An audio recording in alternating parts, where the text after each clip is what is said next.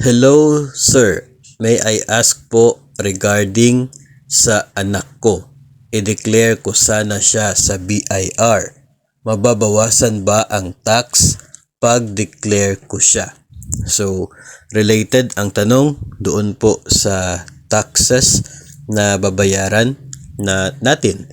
No, dati kasi ganito po yung background. Dati kasi ay talagang depende po sa bilang ng mga anak, no, yung atin pong exemption sa tax, no.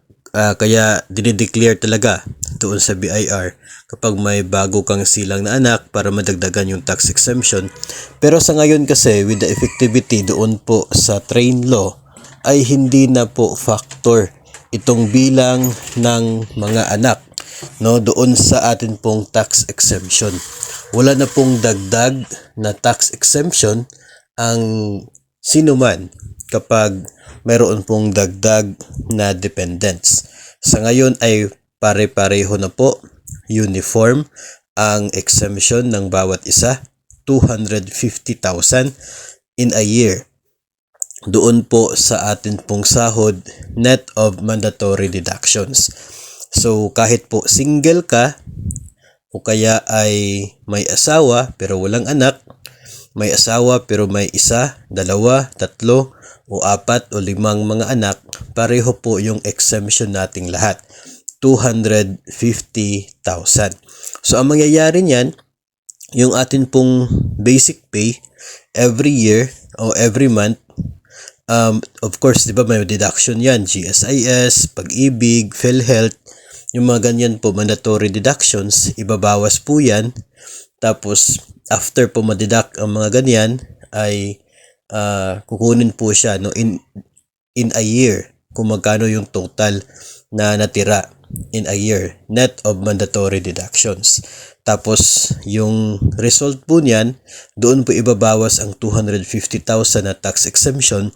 Ang natira, yun po ang taxable income natin. Then also, kung mayroon po tayong mga benefits na lumagpas sa 90,000, tulad po ng atin pong mid-year, year-end, cash gift, yung mga ganyan po, kapag lumagpas siya ng 90,000 in 1 year, included po doon yung SRI, PBB, ganyan, kung mayroon kang hardship allowance, kung lagpas siya sa 90,000, yung sobra ng 90,000 idagdag doon sa taxable income natin at yun po yung basis ng atin pong magiging tax payable.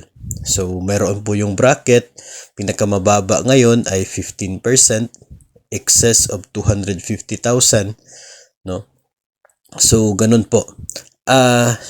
Kaya depende na po sa inyo. If i-declare po ninyo as dependent doon sa BIR yung inyo pong anak, wala naman pong problema, pero wala po siyang epekto doon po sa inyo pong